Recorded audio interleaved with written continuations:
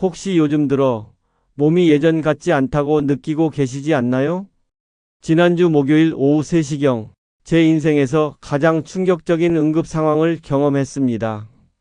78세 박순자 할머니께서 응급실로 실려 오셨는데 얼굴은 새파랗게 질려 있고 온몸에 식은땀을 흘리며 의식이 몽롱한 상태였습니다. 혈압은 50까지 떨어져 있었고 맥박은 분당 120회로 빨라져 있었습니다. 전형적인 쇼크 증상이었죠. 가족들은 어제까지만 해도 멀쩡하셨는데 갑자기 이렇게 되었다며 울먹이셨습니다. 평소 당뇨나 고혈압 같은 만성질환도 없으셨고 약물 복용력도 없는 건강한 분이었습니다.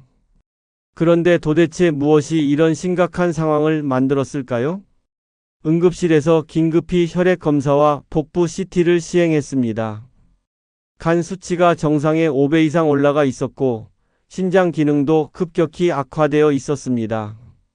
독성 물질에 중독된 것이 분명했습니다.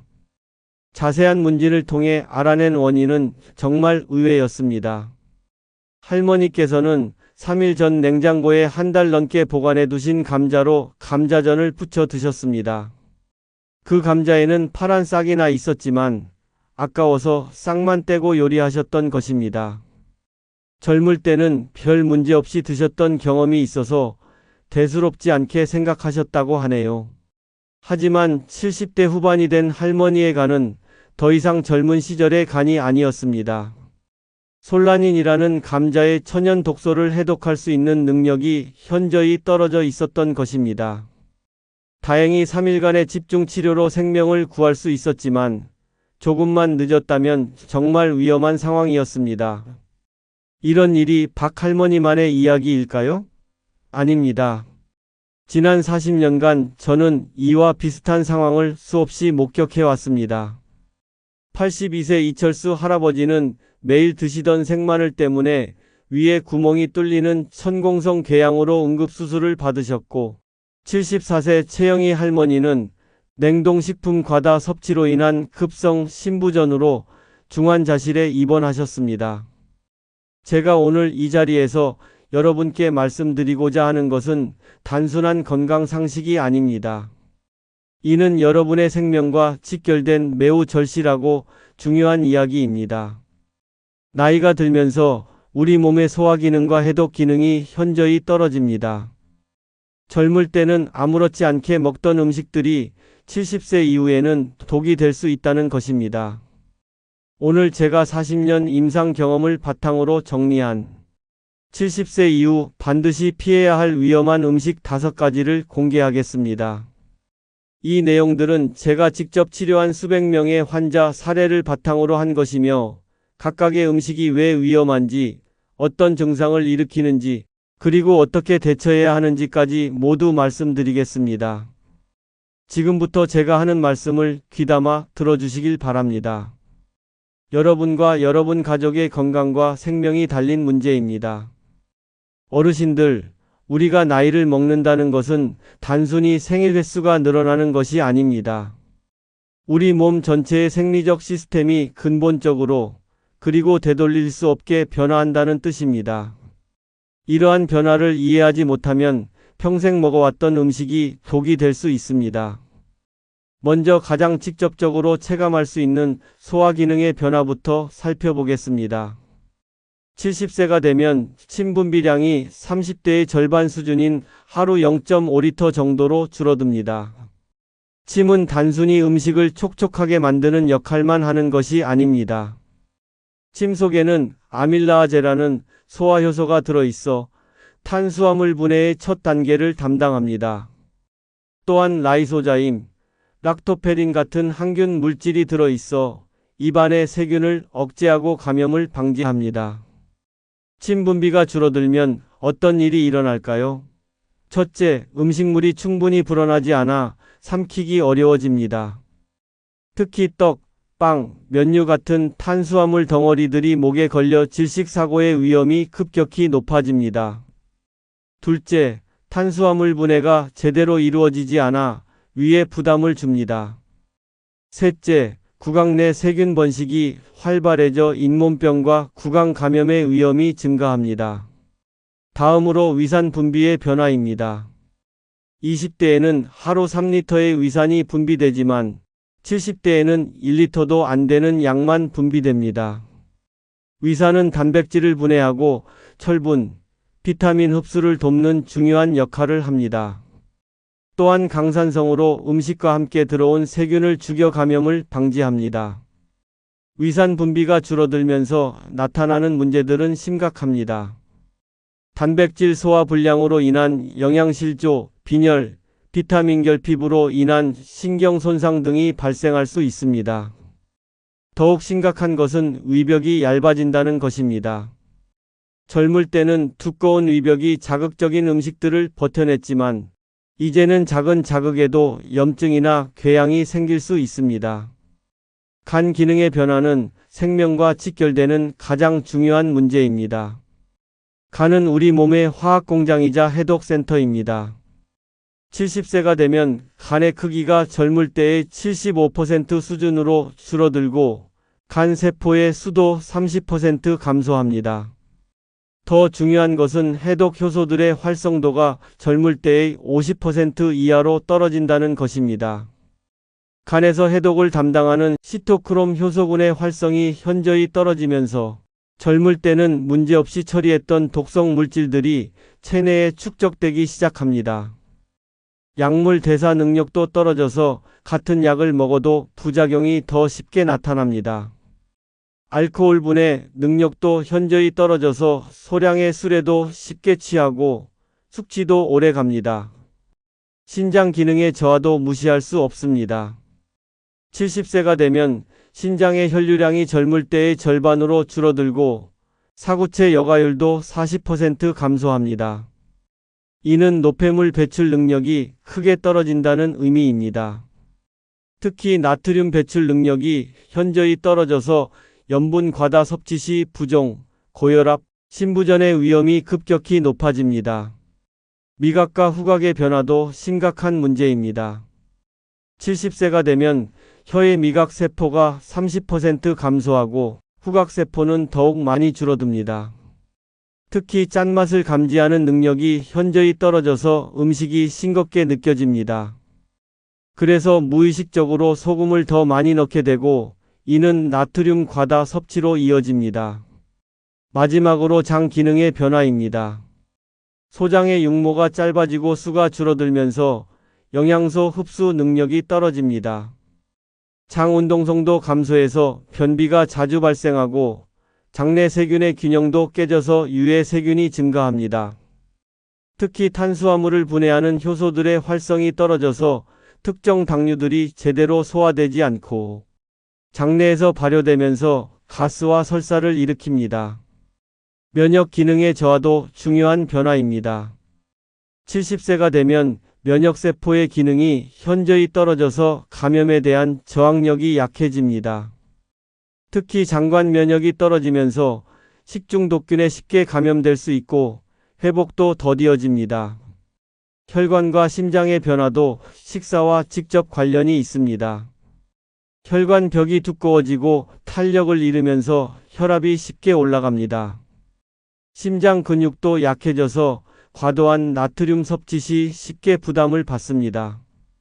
이러한 신체 변화들을 종합해보면 70세 이후에는 젊을 때와 완전히 다른 식생활 전략이 필요하다는 것을 알 수 있습니다. 단순히 건강에 좋다는 음식이 아니라 나이든 몸에 안전한 음식을 선택해야 합니다. 이제부터 구체적으로 어떤 음식들이 왜 위험한지 하나씩 살펴보겠습니다. 어르신들, 첫 번째로 말씀드릴 위험한 음식은 싹튼 감자입니다. 감자에 싹이 났다고 못 먹나? 싹만 떼면 되지 않나? 우리 어릴 때는 그래도 먹었는데 라고 생각하실 수 있습니다. 하지만 이는 매우 위험한 생각입니다. 제가 직접 치료한 82세 이만수 할아버지의 충격적인 사례부터 말씀드리겠습니다. 평소 전략 정신이 투철하신 분이었는데 작년 겨울 냉장고에 보관해둔 감자에 파란 싹이 났습니다. 아까워서 싹만 깔끔하게 제거하고 감자탕을 끓여 드셨습니다. 그날 밤 10시경부터 시작된 지옥 같은 고통을 할아버지는 지금도 생생히 기억하고 계십니다. 먼저 속이 쓰리더니 곧 칼로 찌르는 듯한 복통이 시작되었습니다. 이어서 멈추지 않는 구토와 설사가 시작되었고 온몸에 식은땀이 흘렀습니다. 새벽 2시경에는 호흡이 가빠지고 손발이 저리기 시작했습니다. 가족들이 급히 응급실로 모셔왔을 때는 탈수로 인해 의식이 몽롱한 상태였습니다. 검사 결과는 충격적이었습니다. 간 수치가 정상의 800까지 올라가 있었고 신장 기능도 급격히 악화되어 있었습니다. 백혈구 수치는 2만까지 올라가 심각한 염증 반응을 보이고 있었습니다. 전형적인 솔라닌 중독 증상이었습니다. 솔라닌은 감자가 빛에 노출되거나 싹이 날 때 자신을 보호하기 위해 생성하는 천연 독소입니다. 이 독소는 감자의 방어 메커니즘으로 곤충이나 동물들이 감자를 먹지 못하게 하는 역할을 합니다. 문제는 이 독소가 인간에게도 매우 위험하다는 것입니다. 더욱 무서운 것은 솔라닌이 싹 부분에만 있는 것이 아니라는 점입니다. 일단 솔라닌이 생성되기 시작하면 감자 전체로 빠르게 퍼져나갑니다. 싹을 제거해도 감자 전체에 독성이 남아있는 것입니다. 또한 솔라닌은 열에 강해서 끓이거나 튀겨도 분해되지 않습니다. 오히려 가열 과정에서 농축되어 더욱 위험해질 수 있습니다. 정상 감자에도 솔라닌이 소량 들어있지만 싹이 난 감자에는 그 농도가 10배까지 증가합니다. 젊은 사람들은 간의 해독 능력이 좋아서 어느 정도 솔라닌을 처리할 수 있습니다. 하지만 70세 이후에는 간 기능이 현저히 떨어져 같은 양의 솔라닌도 심각한 중독을 일으킬 수 있습니다. 솔라닌 중독의 초기 증상은 소화불량과 비슷해서 대수롭지 않게 여기는 경우가 많습니다. 처음에는 속쓰림, 메스꺼움, 복통 정도로 시작합니다. 하지만 시간이 지나면서 증상이 급속히 악화됩니다. 심한 구토와 설사로 탈수가 시작되고 독성이 신경계에 영향을 미치면서 두통, 현기증, 의식장애까지 나타날 수 있습니다. 가장 무서운 것은 솔라닌이 적혈구를 파괴한다는 점입니다. 용혈성 빈혈이 발생하면서 산소 공급이 제대로 되지 않아 호흡곤란과 심장 부담이 증가합니다. 심한 경우 심부전, 간부전으로 진행되어 생명을 잃을 수도 있습니다. 그렇다면 감자를 안전하게 먹으려면 어떻게 해야 할까요? 첫째, 감자를 구입하실 때는 반드시 싹이 나지 않은 것을 선택하세요. 표면이 녹색으로 변한 것도 피해야 합니다. 둘째, 보관은 서늘하고 어두우며 통풍이 잘 되는 곳에 하세요. 냉장고는 너무 차가워서 감자의 전분이 당분으로 변해 오히려 좋지 않습니다. 셋째, 감자에 조금이라도 싹이 났거나 녹색으로 변했다면 아깝다는 생각을 버리시고 과감히 버리십시오. 전략은 좋지만 건강을 해치면서까지 할 일은 아닙니다. 넷째, 감자를 보관할 때는 사과나 양파와 함께 두지 마세요. 이들이 내뿜는 에틸렌 가스가 감자에 싹이 나는 것을 촉진합니다. 다섯째, 감자 요리를 하기 전에는 반드시 껍질을 벗기고 눈 부분을 깊숙이 파내세요. 눈 주변에 솔라닌이 집중되어 있기 때문입니다. 여섯째, 감자를 먹은 후 속이 불편하거나 이상 증상이 나타나면 즉시 병원을 찾으세요. 조기 치료가 생명을 구할 수 있습니다. 기억하세요. 감자 한 개의 가격이 아무리 비싸봐야 몇백 원입니다. 하지만 여러분의 생명은 그 어떤 돈으로도 살 수 없습니다. 의심스러운 감자는 과감히 버리시는 것이 현명한 선택입니다. 두 번째로 주의하셔야 할 음식은 냉동 가공식품입니다. 편리하다는 이유로 많은 어르신들이 냉동만두, 냉동볶음밥, 컵라면 등을 자주 드시는데 이는 매우 위험한 시한폭탄과 같습니다. 74세 최영희 할머니의 충격적인 사례를 말씀드리겠습니다. 남편이 세상을 떠난 후 혼자 사시게 된 할머니는 요리하기 번거로워 거의 매일 냉동식품으로 식사를 해결하셨습니다. 처음 몇 달은 별다른 증상이 없었습니다. 오히려 이렇게 편한 게 있구나 하며 만족해 하셨죠. 하지만 6개월 후부터 이상 신호가 나타나기 시작했습니다. 먼저 다리가 붓기 시작했는데 처음에는 나이가 들어서 그런가 보다 하고 넘어가셨습니다. 그런데 붓기가 점점 심해지면서 발목이 보이지 않을 정도가 되었고 계단을 오르면 숨이 차기 시작했습니다. 밤에는 누워서 잠들기 어려워 의자에 앉아서 잠을 청해야 했습니다.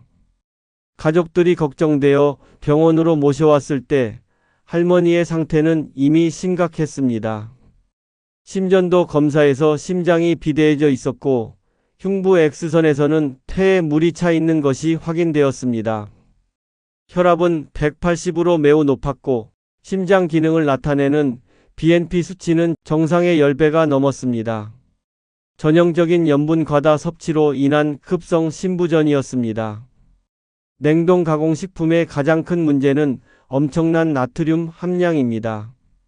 일반적인 냉동만두 5개에는 무려 1500mg의 나트륨이 들어 있습니다. 이는 하루 권장량인 2000mg의 75%에 해당하는 양입니다. 컵라면 하나에는 2000mg의 나트륨이 들어 있어 하루 권장량을 훨씬 초과합니다. 냉동 볶음밥, 냉동 김치찌개, 즉석 국물류도 마찬가지입니다. 보관과 맛을 위해 엄청난 양의 소금과 화학 조미료가 들어갑니다. 문제는 이런 가공식품들의 짠맛이 인공적으로 조절되어 있어서 실제보다 덜 짜게 느껴진다는 것입니다.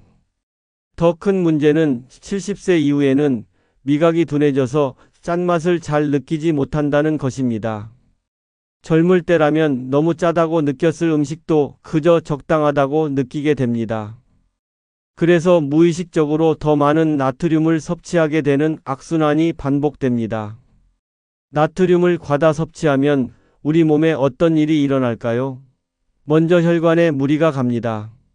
나트륨은 수분을 끌어당기는 성질이 있어서 혈액량이 증가하고 그에 따라 혈압이 급격히 상승합니다. 70세 이후의 혈관은 이미 탄력을 잃고 굳어진 상태인데 여기에 고혈압이 더해지면 뇌출혈이나 심근경색의 위험이 급격히 높아집니다. 신장에도 엄청난 부담을 줍니다. 과도한 나트륨을 배출하기 위해 신장이 과로하게 되고 결국 신장 기능이 저하됩니다. 이미 나이로 인해 신장 기능이 떨어진 상태에서 추가적인 부담을 주면 심부전으로 이어질 수 있습니다. 심장에도 직접적인 타격을 줍니다. 증가한 혈액량을 펌프질하기 위해 심장이 더 세게, 더 빨리 뛰어야 합니다. 이미 노화로 인해 약해진 심장에 추가적인 부담을 주면 심부전이 발생할 수 있습니다. 심부전이 발생하면 폐에 물이 차서 호흡곤란이 생기고 전신에 부종이 나타납니다. 그렇다면 어떻게 해야 할까요? 첫째, 냉동 가공식품을 구매하실 때는 반드시 영양성분표를 확인하세요. 나트륨 함량이 1회 제공량당 400mg 이하인 제품을 선택하시길 바랍니다. 둘째, 가공식품을 드시기 전에 찬물에 헹구거나 우린 후 드시면 나트륨을 어느 정도 제거할 수 있습니다. 셋째, 가능하다면 신선한 재료로 간단하게 조리해서 드시는 것이 가장 좋습니다. 미리 야채를 손질해서 냉동해 두시거나 간단한 죽이나 국을 끓여 드시는 것을 권합니다. 넷째, 하루 전체 나트륨 섭취량을 계산해 보세요. 아침에 가공식품을 드셨다면 점심과 저녁은 싱겁게 드셔야 합니다. 다섯째, 나트륨 배출에 도움이 되는 칼륨이 풍부한 음식을 함께 드세요. 바나나, 토마토, 감자, 시금치 등이 좋습니다. 여섯째, 충분한 수분 섭취로 나트륨 농도를 낮추세요. 하지만 심장이나 신장에 문제가 있으신 분들은 의사와 상담 후 수분 섭취량을 조절하셔야 합니다. 기억하세요. 편리함의 대가가 여러분의 생명일 수는 없습니다. 세 번째 위험한 음식은 생마늘입니다. 마늘이 몸에 좋다던데, 스태미나에도 좋고 암 예방에도 효과가 있다던데 왜 위험하다는 거죠? 라고 반문하실 수 있습니다. 네, 마늘 자체는 분명 훌륭한 식품입니다. 하지만 생마늘을 그대로 드시는 것은 70세 이후에는 위장에 치명적인 손상을 줄 수 있는 매우 위험한 행위입니다. 79세 박철수 할아버지의 끔찍한 경험담을 들려드리겠습니다. 할아버지는 젊을 때부터 건강을 위해 매일 아침 생마늘 3쪽을 꼭꼭 씹어 드시는 것이 일과였습니다. 마늘이 몸에 좋다니까 생으로 먹어야 효과가 있다는 믿음 때문이었습니다. 70대 초반까지는 별다른 문제가 없었습니다. 하지만 79세가 되던 해 봄, 상황이 급변했습니다. 처음에는 식후에 속이 조금 쓰린 정도였는데 나이가 들어서 그런가 보다 하고 넘어가셨습니다. 그런데 2주 후부터는 참을 수 없는 속쓰림과 소화불량이 시작되었습니다. 음식을 조금만 먹어도 명치 부분이 칼로 찌르는 듯 아팠습니다. 그래도 할아버지는 생마늘을 끊을 수는 없다며 계속 드셨습니다. 한 달 후 새벽에 갑자기 검은색 변을 보시고 식은땀을 흘리며 쓰러지셨습니다. 가족들이 급히 응급실로 모셔왔을 때 혈압이 50까지 떨어져 있었고 혈색소 수치가 정상의 절반으로 감소해 있었습니다. 응급 내시경 검사 결과는 충격적이었습니다. 위 전체에 걸쳐 심한 염증이 있었고 위벽에는 동전 크기의 깊은 궤양이 3개나 발견되었습니다. 그중 하나에서는 활발한 출혈이 진행되고 있었습니다. 더 무서운 것은 궤양이 위벽을 거의 뚫을 정도로 깊어서 천공성 궤양 직전의 상태였다는 것입니다. 생마늘의 주요 성분인 알리신은 강력한 항균, 항염, 항암 효과가 있어 건강에 분명 도움이 됩니다. 하지만 동시에 매우 자극적이고 부식성이 강한 성분이기도 합니다. 알리신은 황화합물로 강한 산성을 띠며 단백질을 변성시키는 특성이 있습니다. 젊은 사람들은 위벽이 두껍고 점액 분비가 활발해서 이런 자극을 어느 정도 견딜 수 있습니다. 또한 위산 분비가 충분해서 음식물과 함께 들어온 알리신을 희석시킬 수 있습니다. 하지만 70세 이후에는 상황이 완전히 달라집니다. 먼저 위벽이 현저히 얇아집니다. 젊을 때 3mm 두께였던 위벽이 2mm로 줄어듭니다. 위벽을 보호하는 점액층도 얇아지고 점액 분비량도 크게 감소합니다. 이런 상태에서 생마늘의 강한 알리신 성분을 직접 섭취하면 위벽에 화학적 화상을 입힐 수 있습니다. 또한 위산 분비가 줄어들면서 음식을 중화시키는 능력이 떨어집니다. 젊을 때는 위산이 생마늘을 희석시켜 자극을 완화시켰지만 이제는 그런 보호작용이 제대로 이루어지지 않습니다. 특히 공복에 생마늘을 드시면 위벽에 직접적인 손상을 줄 수 있습니다. 생마늘로 인한 위 손상은 단계적으로 진행됩니다. 처음에는 위염으로 시작해서 속쓰림, 소화불량 증상이 나타납니다. 이때 적절히 치료하지 않고 계속 생마늘을 섭취하면 궤양으로 진행됩니다. 궤양이 깊어지면 위출혈이 발생하고 심한 경우 위벽에 구멍이 뚫리는 천공이 일어날 수 있습니다. 위궤양이나 위염이 생기면 단순히 속이 쓰린 정도로 끝나지 않습니다. 만성적인 출혈로 인한 빈혈, 영양 흡수 장애, 체중 감소 등이 나타날 수 있습니다. 특히 어르신들은 혈관이 약해져 있어서 위출혈이 생기면 대량 출혈로 이어져 생명을 위협할 수 있습니다. 더욱 심각한 것은 만성 위염이 계속되면 위암 발생 위험이 높아진다는 것입니다. 헬리코박터 파일로리 감염과 함께 만성 위염이 있으면 위암 발생률이 10배 이상 증가한다는 연구 결과도 있습니다. 그렇다면 마늘의 건강 효과는 포기해야 할까요? 전혀 그럴 필요가 없습니다. 생마늘 대신 익힌 마늘을 드시면 됩니다. 마늘을 60도 이상에서 5분 이상 가열하면 알리신의 자극성은 크게 줄어들면서도 건강 효과는 상당 부분 유지됩니다. 구체적인 대안을 제시해 드리겠습니다. 첫째, 마늘을 볶아서 드세요. 기름에 마늘을 노릇하게 볶으면 매운맛은 사라지고 고소한 맛이 나면서도 건강 효과는 유지됩니다. 둘째, 마늘차를 우려 드세요. 마늘을 얇게 썰어 뜨거운 물에 우리면 부드러운 마늘차가 됩니다. 셋째, 찜이나 조림으로 드세요. 마늘을 통째로 찌거나 조리면 속까지 부드러워져서 위에 부담을 주지 않습니다. 넷째, 마늘 우린 물을 활용하세요. 마늘을 물에 우린 후 그 물을 요리에 사용하면 마늘의 영양분은 섭취하면서도 자극은 피할 수 있습니다. 다섯째, 절대 공복에 생마늘을 드시지 마세요. 만약 꼭 생마늘을 드셔야 한다면 충분한 식사 후에 아주 소량만 드시고 즉시 물이나 우유를 드셔서 위벽을 보호하세요. 기억하세요. 좋은 음식도 잘못 먹으면 독이 될 수 있습니다. 네 번째로 주의하셔야 할 음식들은 면류, 떡, 빵과 같은 뭉친 음식들입니다. 이런 음식들을 평생 먹어왔는데 갑자기 왜 위험하다는 거죠? 우리나라 사람이 면과 떡을 안 먹고 어떻게 살아요? 라고 의아해하실 수 있습니다. 하지만 70세 이후에는 이런 음식들이 생각보다 훨씬 큰 위험을 초래할 수 있습니다. 지난달 응급실에서 만난 76세 정순옥 할머니의 생사를 오가는 순간을 잊을 수 없습니다.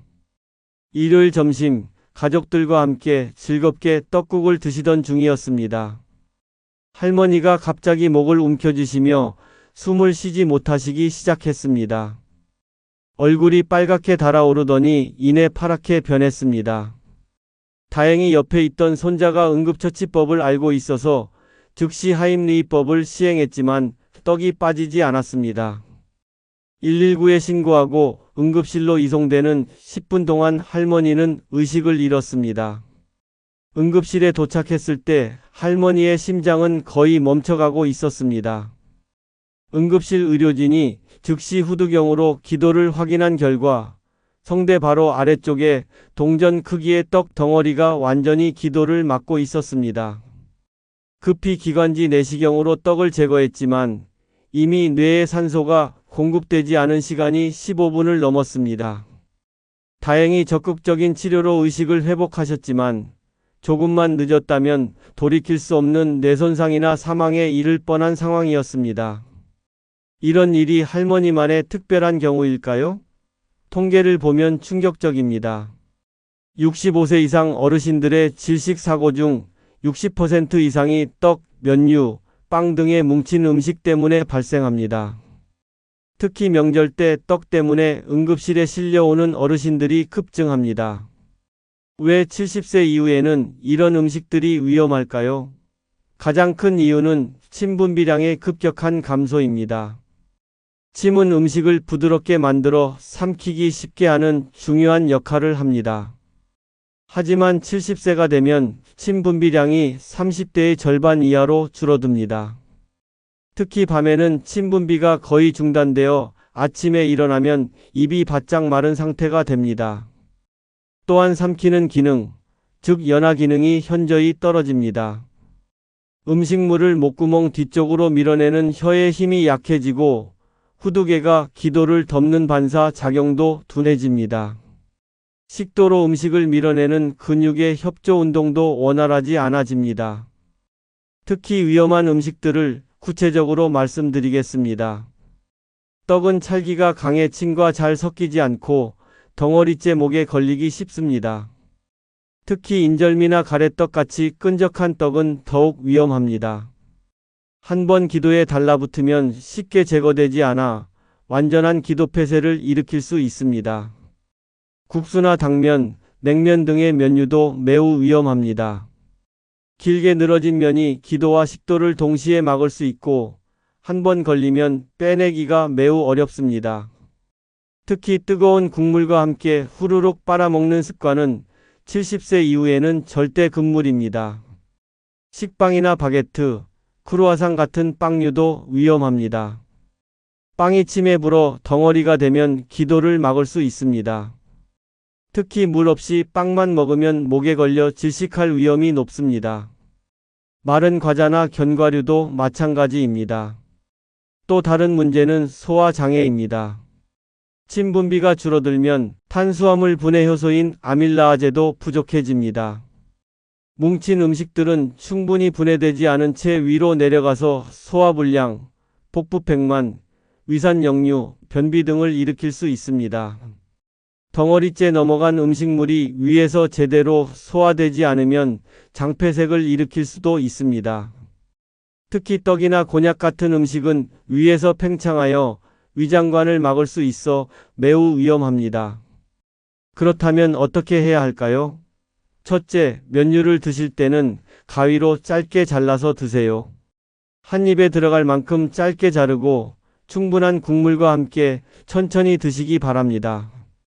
절대 후루룩 빨아먹지 마시고 꼭꼭 씹어서 드세요. 둘째, 떡은 가능한 한 피하시고 꼭 드셔야 한다면 작게 잘라서 드세요. 동전 크기보다 작게 자르고 충분한 물이나 국물과 함께 드시기 바랍니다. 떡국을 드실 때는 떡을 숟가락으로 잘게 눌러서 드세요. 셋째, 빵은 물에 적셔서 부드럽게 만든 후 드시거나 우유나 미음에 섞어서 드세요. 마른 빵을 그대로 드시는 것은 매우 위험합니다. 넷째, 식사 전에 물을 한 모금 마셔서 목을 충분히 적시세요. 식사 중에도 수시로 물을 마시면서 음식물이 부드럽게 넘어가도록 도와주세요. 다섯째, 혼자 식사하지 마세요. 만약 질식 사고가 발생했을 때 즉시 도움을 받을 수 있도록 가족이나 간병인과 함께 드시기 바랍니다. 여섯째, 음식을 드실 때는 TV 시청이나 대화를 자제하고 오직 식사에만 집중하세요. 주의가 분산되면 질식 사고 위험이 높아집니다. 일곱째, 죽이나 미음 형태로 대체하세요. 쌀죽, 닭죽, 전복죽 등은 영양가 높으면서도 안전하게 드실 수 있습니다. 기억하세요. 한순간의 방심이 돌이킬 수 없는 결과를 만들 수 있습니다. 마지막으로 말씀드릴 위험한 음식은 포드맵 식품들입니다. 포드맵이라는 용어가 생소하실 텐데 이는 발효성 올리고당, 이당류, 단당류 및 폴리올의 줄임말입니다. 쉽게 말해서 소장에서 잘 흡수되지 않아 대장에서 발효되기 쉬운 당류를 포함한 음식들입니다. 대표적인 포드맵 식품들로는 사과, 배, 복숭아 같은 과일류와 양파, 마늘, 브로콜리 등이 있습니다. 이런 건강한 음식들이 왜 위험하다는 거죠? 의사 선생님이 과일 많이 먹으라고 하지 않았나요? 라고 의문을 가지실 수 있습니다. 73세 김영수 할아버지의 고통스러운 경험담을 들어보겠습니다. 할아버지는 당뇨병 진단을 받은 후 건강관리에 신경을 쓰기 시작하셨습니다. 인터넷에서 사과가 당뇨에 좋다는 정보를 보시고 매일 아침 사과 2개씩을 껍질째 드시기 시작했습니다. 또한 변비 예방을 위해 양파를 생으로 많이 드셨고 단백질 보충을 위해 우유도 하루 3잔씩 마셨습니다. 처음 일주일은 별다른 문제가 없었습니다. 오히려 건강해지는 것 같다며 만족해 하셨죠. 하지만 2주 후부터 이상한 증상들이 나타나기 시작했습니다. 먼저 배에 가스가 차기 시작했는데 하루 종일 방귀가 나와서 사람들 만나기가 민망할 정도였습니다. 3주 후부터는 복부팽만이 심해져서 벨트를 2칸이나 늘려야 했고 배가 북처럼 부풀어 올랐습니다. 그러면서 동시에 설사가 시작되었는데 하루에 7번씩 화장실을 들락거려야 했습니다. 복통도 심해져서 밤에 잠을 이루기 어려웠습니다. 한 달 후 병원을 찾으셨을 때 할아버지의 상태는 심각했습니다. 5kg이나 체중이 줄었고 탈수로 인해 피부 탄력이 떨어져 있었습니다. 혈액 검사에서는 전해질 불균형이 발견되었고 만성 설사로 인한 영양 결핍 상태였습니다. 포드맵 식품들이 왜 문제가 될까요? 핵심은 나이가 들면서 소장의 소화효소 활성이 현저히 떨어진다는 것입니다. 젊을 때는 이런 당류들이 소장에서 대부분 흡수되어 문제가 없었습니다. 하지만 70세 이후에는 소장에서 흡수되지 못한 당류들이 그대로 대장으로 내려갑니다. 대장에 있는 수십억 개의 세균들이 이 당류들을 발효시키면서 엄청난 양의 가스를 생산합니다. 발효 과정에서 생성되는 수소, 가스나 이산화탄소 등이 장내에 축적되면서 심한 복부팽만을 일으킵니다. 또한 발효 과정에서 생성되는 단세지방산들이 장벽을 자극하여 설사를 유발합니다. 삼투압 효과로 인해 장내로 물이 대량 유입되어 설사가 더욱 심해집니다. 특히 어르신들은 장 운동성도 떨어져 있어서 가스가 배출되지 못하고 장내에 계속 축적됩니다. 이로 인해 복부팽만이 더욱 심해지고 심한 경우 장폐색까지 일으킬 수 있습니다. 구체적으로 어떤 식품들이 문제가 될까요? 과당이 많은 사과, 배, 망고 등은 과당 흡수 장애를 일으킬 수 있습니다. 특히 사과 하나에는 약 23g의 과당이 들어있는데 이는 70세 이후의 장이 한 번에 처리하기에는 너무 많은 양입니다. 유당이 들어있는 우유, 요구르트, 치즈는 유당불내증을 일으킬 수 있습니다. 아시아인의 90% 이상이 성인이 되면서 유당분의 효소가 감소하는데 나이가 들수록 더욱 심해집니다. 올리고당이 많은 양파, 마늘, 브로콜리, 콩류도 문제가 됩니다. 이들 식품에 들어있는 프룩토 올리고당, 갈락토 올리고당 등은 인간의 소화효소로는 분해되지 않아 장내 세균의 먹이가 됩니다. 폴리올류인 솔비톨, 마니톨이 들어있는 복숭아, 자두, 버섯류도 주의해야 합니다. 이들은 삼투압 효과로 인해 설사를 일으킬 수 있습니다. 그렇다면 이런 음식들을 완전히 피해야 할까요? 그럴 필요는 없습니다. 섭취량을 조절하고 조리 방법을 바꾸면 안전하게 드실 수 있습니다. 첫째, 과일은 하루에 한 가지만, 그것도 절반만 드세요. 사과와 배는 반 개 정도가 적당합니다. 또한 껍질을 벗기고 드시면 섬유질이 줄어들어 발효가 덜 됩니다. 둘째, 과일을 끓여서 설탕물로 만들어 드세요. 가열 과정에서 일부 당류가 분해되어 소화가 쉬워집니다. 사과차, 배차 등으로 만들어 드시는 것도 좋은 방법입니다. 셋째, 우유 대신 유당이 제거된 락토프리 우유나 두유를 드세요. 요구르트는 유산균이 유당을 미리 분해해둔 제품을 선택하시기 바랍니다. 넷째, 양파와 마늘은 생으로 드시지 마시고 충분히 익혀서 드세요. 가열 과정에서 올리고당의 구조가 변해 소화가 쉬워집니다. 다섯째, 콩류는 물에 충분히 불린 후 껍질을 벗기고 드세요. 콩 껍질에 올리고당이 집중되어 있기 때문입니다. 여섯째, 처음에는 소량부터 시작해서 점진적으로 늘려가세요.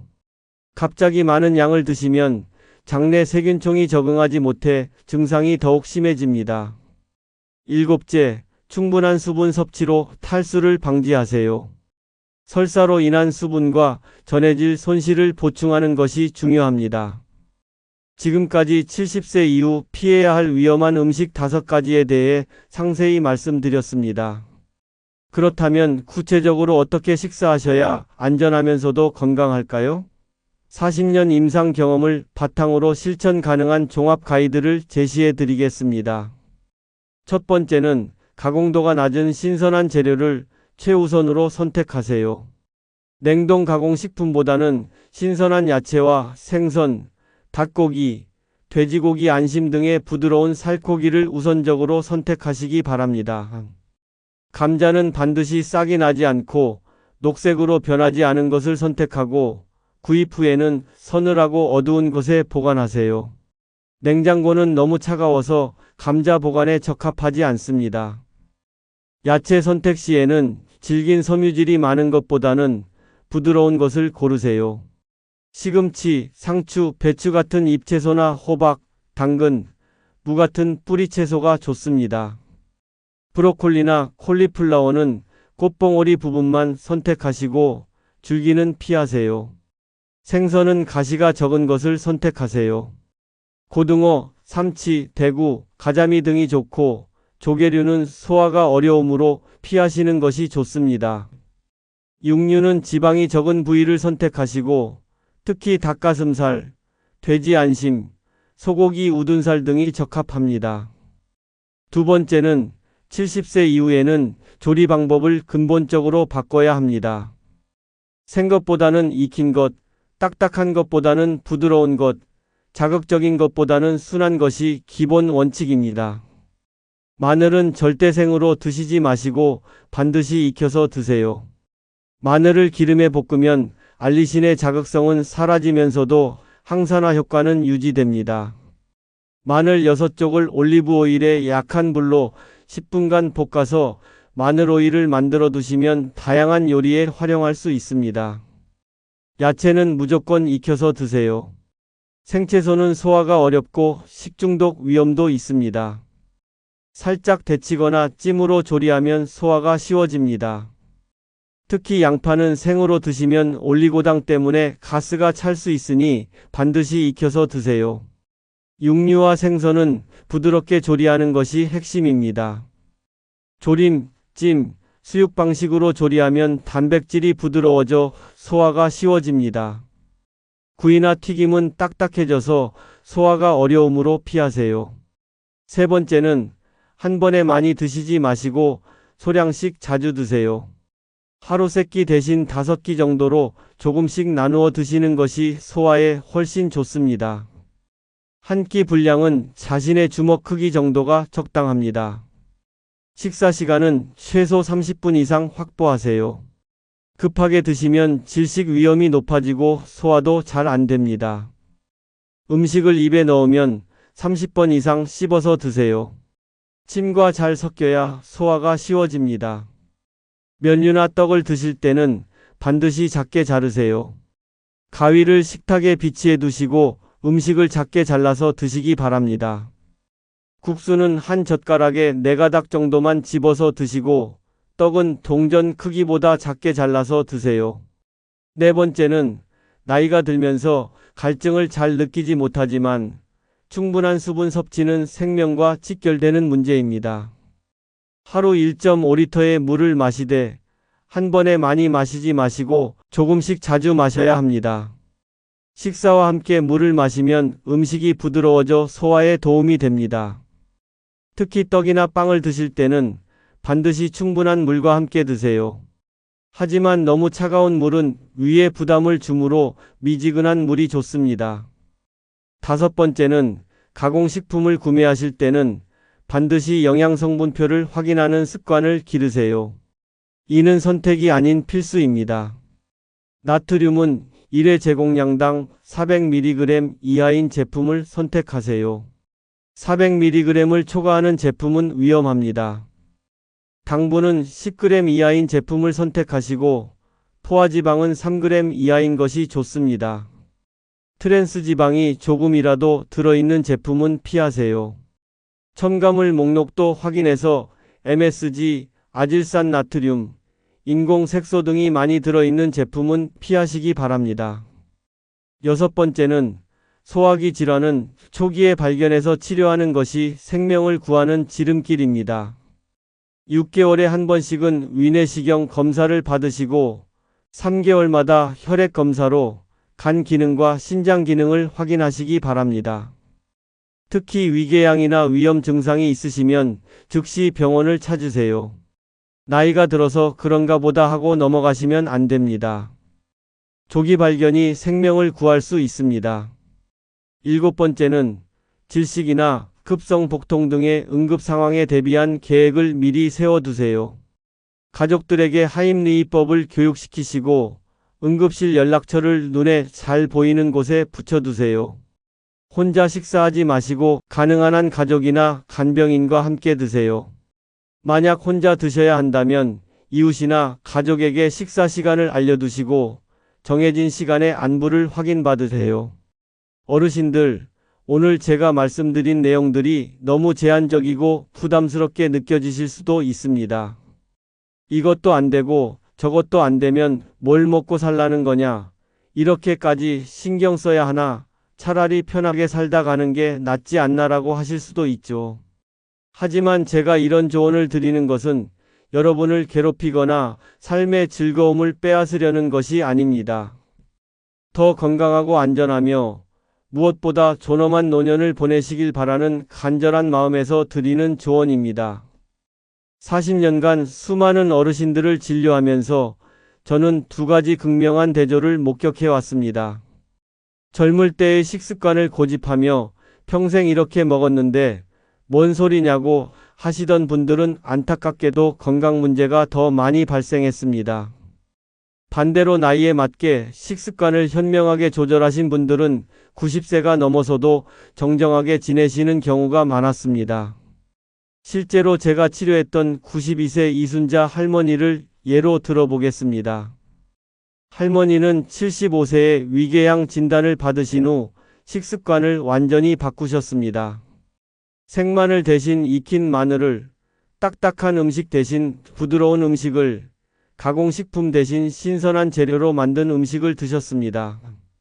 17년이 지난 지금도 매달 외래에 오셔서 선생님 덕분에 건강하게 살고 있어요 라고 말씀하십니다. 여러분도 충분히 가능합니다. 나이가 드는 것은 자연스러운 과정이고 우리 몸이 변화하는 것에 맞춰 식습관도 함께 변화시키는 것은 포기가 아니라 지혜로운 적응입니다. 이는 단순한 생존이 아니라 품위 있는 노년을 위한 선택입니다.